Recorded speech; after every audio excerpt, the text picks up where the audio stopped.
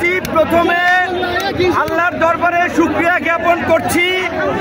আল্লাহ আমাদের উপরে রহমত নাজিল করেছেন, এই ফ্যাসিস্ট হাসিনা সরকারের পতন ঘটিয়েছে।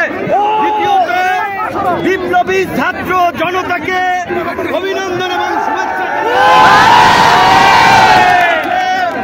ধারাবাহিক লড়াই সংগ্রামের মাধ্যমে হাসিনার পতন নিশ্চিত করেছে। এই হাসিনার পতনের মধ্য দিয়ে আমাদের প্রাথমিক বিজয় অর্জন হয়েছে, কিন্তু এখনো আমাদের অনেক কাজ বাকি আছে। এই ফ্যাসিস্ট হাসিনার যারা দোষর ছিল রাজনীতি কিংবা প্রশাসনে, তাদেরকে চিহ্নিত করে বিচারের মুখোমুখি করতে হবে। এখন পর্যন্ত অন্তর্বর্তীকালীন সরকার হয় নাই, এইখানে যেন কোন সামরিক শাসন কিংবা কোন ভারত নিয়ন্ত্রিত সরকার প্রতিষ্ঠা না হয়। সেই জন্য রাজনৈতিক ঐক্যমতের ভিত্তিতে অনতিবিলম্বে অন্তর্বর্তী সরকার গঠন করতে হবে এবং ছাত্ররা ডক্টর মোহাম্মদ ইউনূসকে প্রধান করার যে প্রস্তাব দিয়েছে, আমার দল এবং আমরা সেই প্রস্তাব সমর্থন করছি।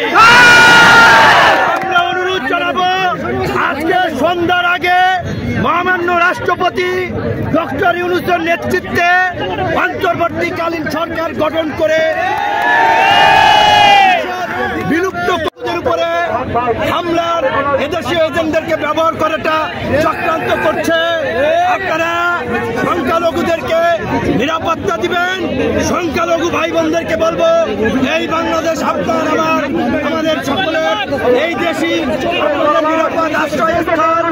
সবাই আপনারা মিলেমিশে থাকবেন, সকলে শান্ত থাকবেন, শান্তিপূর্ণভাবে আনন্দ উচ্ছ্বাসের বহিঃপ্রকাশ ঘটবেন। যারা গুরুতর অপরাধ করেছে তাদের ক্ষমা নাই। টিভি কার্যালয়ে আমাদেরকে গরু ছাগলের মতো ঝুলাইছে। হারুনের নেতৃত্বে এডিসি শাহীন শাহ, যুগ্ম কমিশনার খন্দকার নুরুন নবী সহ যারা, তাদেরকে অবশ্যই বিচারের মুখোমুখি। আমি বলেছিলাম, লজ্জায় তারা বলেন নাই। জামাতের সেক্রেটারি জেনারেল থেকে শুরু করে ফুটবলার আমিনুল ভাই, নীরব ভাই, বিএনপি জামাত বিরোধী দলের নেতৃবৃন্দকে গরু ছাগলের মতো পিটাইছে। প্রশাসনের মধ্যে এই দুর্বৃত্তদেরকে চিহ্নিত করে অবশ্যই চাকরিচ্যুত করে জেলে ভরতে হবে।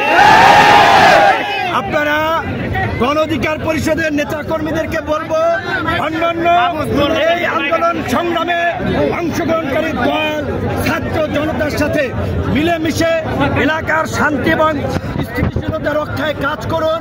দুর্বৃত্তরা, দুষ্কৃতকারীরা যেন কোনো অঘটন না ঘটায়, আপনারা সেই বিষয়ে সতর্ক থাকবেন। আমি আমাদের রাজনৈতিক কার্যালয় পল্টনে গিয়ে আপনাদের সাথে শান্তিপূর্ণভাবে দেখা সাক্ষাৎ করে বাসায় যাব। তাড়াহুড়ো করবেন না, আমাদের কোনো ভাই যেন পরে আহত না হয়, কেউ যেন কারো দ্বারা সমস্যায় না পড়ে, খেয়াল রাখবেন। আজকে জামিন দেওয়া হয়েছে।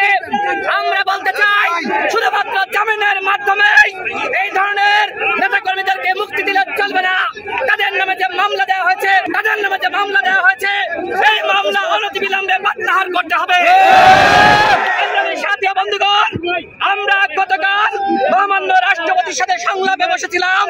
আমরা আহ্বান জানিয়েছি, অনতিবিলম্বে অন্তর্বর্তীকালীন সরকার দিতে হবে এবং এই অবৈধ সংসদকে বিলুপ্ত ঘোষণা করতে হবে।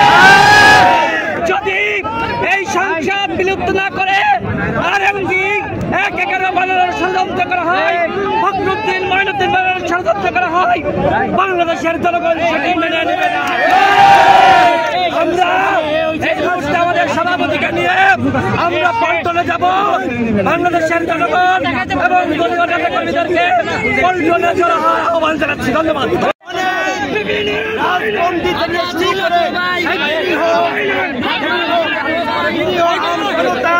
কারাবন্দী আছে, অনতিবিলম্বে নির্বাহী আদেশের মাধ্যমে